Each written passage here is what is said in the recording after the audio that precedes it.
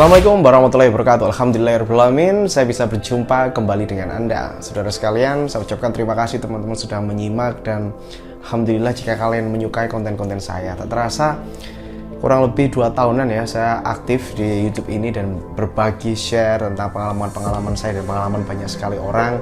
Dan saya berbagi apa yang saya pelajari dan apa yang saya praktekkan di dalam channel ini. Alhamdulillahirrahmanirrahim. Saya ucapkan semoga teman-teman yang sudah nonton dan sudah praktek, alhamdulillah sudah banyak sekali yang membuktikan bahwa keajaiban itu benar-benar nyata. Keajaiban itu nggak cuma omongan belaka. Karena ketika kita berpositive thinking, kita berkata-kata yang baik, kita melakukan afirmasi, itu hasilnya memang sangat luar biasa, saudara sekalian. Orang yang punya mimpi dan orang yang tidak punya mimpi itu beda.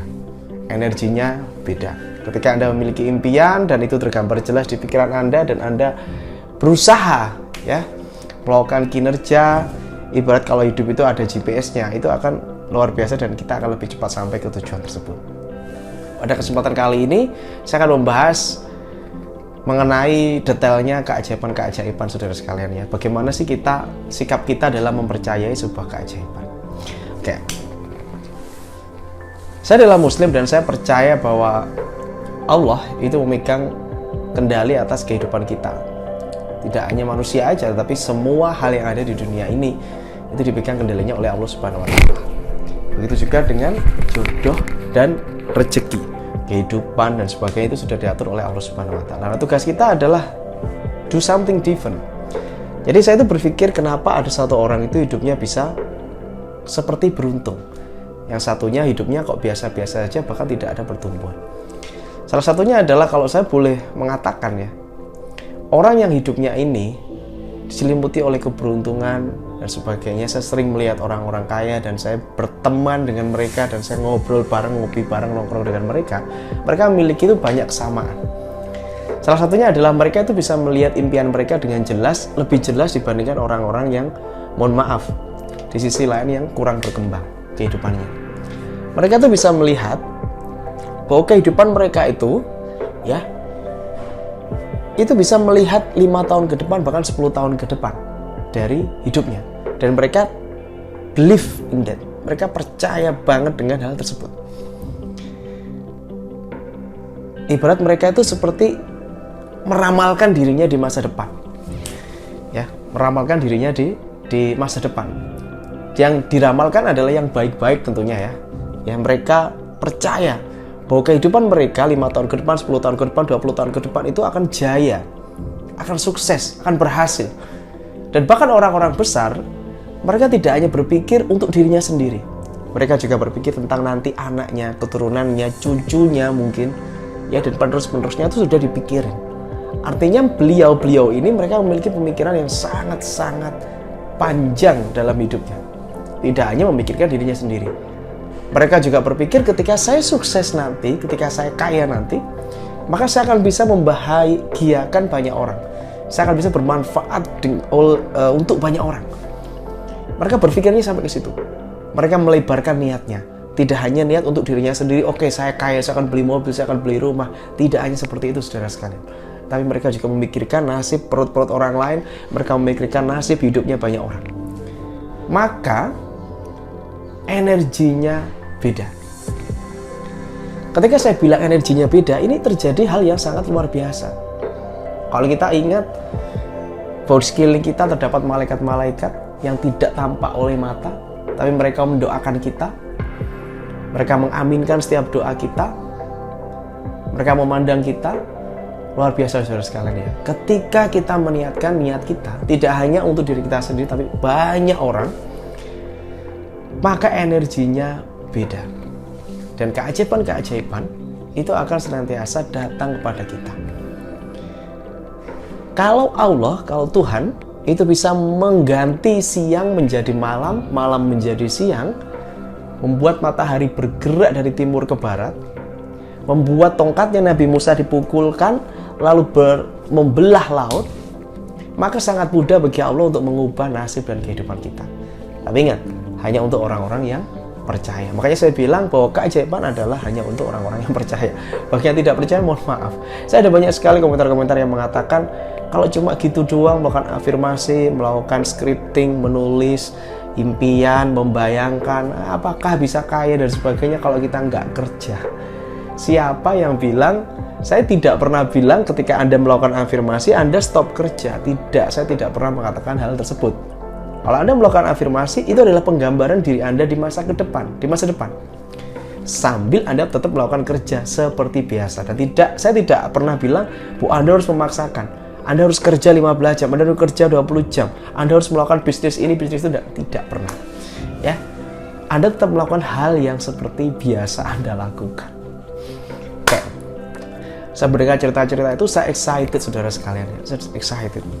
Kenapa? Karena saya memang berasal dari keluarga yang tidak mampu, saudara sekalian. Saya tidak mampu, ya, motor aja nggak punya, adanya sepeda ontel dulu ketika saya kecil, dan sepeda ontel itu, sepeda yang pancal itu pun sering keluar masuk pegadaian, saudara sekalian, untuk beli beras oleh ibu saya. Gitu ya. Dan akhirnya saya berpikir bahwa punya banyak uang itu memang harus dipikirkan.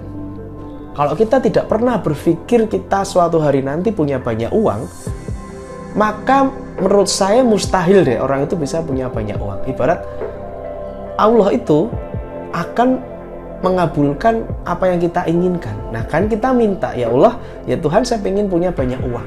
Minimal keinginan dulu. Saya tidak tahu caranya, kita tidak tahu caranya. Yang penting punya keinginan dulu. Ini sudah nomor 1 kalau menurut saya. Karena tidak semua orang, itu saya pernah tanya ke teman saya, saya tuh nggak pengen kaya, Mas. Ya udah gini-gini aja menjalani hidup. Ya sudah, Allah akan mengabulkan. Ya udah kamu gitu-gitu aja dalam hidup. Padahal sebenarnya jadi kaya itu enak, kita punya banyak uang itu enak. Yang pertama, kita itu saudara sekalian, kalau kita misalkan punya banyak uang, kita itu bisa lebih tenang dalam menjalani hidup. Karena kita tahu bahwa di zaman sekarang ketika kita punya uang, ya memang uang bukan segalanya, tapi kalau kita punya uang, kita bisa menyelesaikan masalah dengan cepat. Contohnya nih, tidak sengaja misalkan kita naik motor, ternyata motor kita nyenggol motornya orang lain. Gitu ya, otomatis kan berantem nih di jalan gini-gini. Nah, kalau kita punya uang, kita bisa, Pak, mohon maaf, memang saya yang salah, ini saya ada uang nih sekitar 2 juta Pak untuk servis motornya, semoga bisa pulih ya, dan insya Allah itu orangnya akan ikhlas karena kita punya uang gitu ya, ngasih uang nih kita bantu gitu. Jadi nggak kita cuma maaf Pak gitu, tapi kita nggak punya duit, akhirnya geger rame deh. Nah itu salah satunya. Dengan punya banyak uang, kita pun juga bisa menuntut ilmu lebih keren, karena kita tahu nih bahwa banyak sekali ilmu-ilmu, mentor-mentor ya, yang memang ada kelas berbayar yang kita perlu belajar ke sana. Dengan kita punya banyak uang, kita tuh seperti dimudahkan aja. Dan kita pun juga bisa membantu banyak orang lain. Dengan punya banyak uang, kita juga bisa membangun tempat ibadah. Untuk ibadah saudara-saudara kita yang mungkin jauh dari masjid, jauh dari tempat ibadahnya. Banyak sekali guys. Nah makanya kalau saya bilang hari ini, jangan pernah bilang kalau saya sendiri ya, saya kalau ngobrol sama orang, saya selalu bilang, pengen kaya nggak? Enggak, kalau nggak pengen kaya ya aku bilang kamu wajib kaya. Kamu wajib minimal pengen dulu. Saya bilang minimal pengen dulu, entah gimana caranya itu pikir nanti. Yang penting kamu pengen kaya dulu, itu yang pertama. Nah setelah itu keinginan ini ada level di atasnya, yaitu siap kaya. Kamu siap nggak untuk kaya? Setelah pengen, kan ada timbul nih imajinasinya terbentuk nih, nanti kalau aku kaya aku bakal ngapain gitu kan. Nah setelah itu siap nggak pengen kaya? Siap, oke siap. Kalau siap berarti disiapkan mentalnya, mempelajari orang kaya itu apa sih yang dilakukan dan sebagainya ya. Bisnisnya seperti apa sih, bagaimana cara mengelola uangnya, bagaimana cara bicaranya, belajarnya dari mana, apa sih yang dia lakukan, bangun tidurnya jam berapa, itu semuanya komplit saudara sekalian ya. Memantaskan diri, saya sering membahas ya di channel ini. Nah kembali mengenai keajaiban tadi, kenapa sih saya terus sharing kepada teman-teman? Saya tuh pengen bangkitin semangatnya teman-teman, bahwa keajaiban itu nyata. Saya tidak peduli dengan masalah apa yang Anda alami hari ini. Saya pun dulu juga orang yang bermasalah saudara sekalian ya, secara ekonomi ya dan sebagainya. Saya juga seperti itu gitu. Jadi nggak masalah. Oleh karena itu saya senang sekali kehidupan saya berubah saudara sekalian, karena saya percaya dengan keajaiban tersebut, dan saya yakin Anda pun juga insya Allah bisa berubah atas izin Allah gitu ya.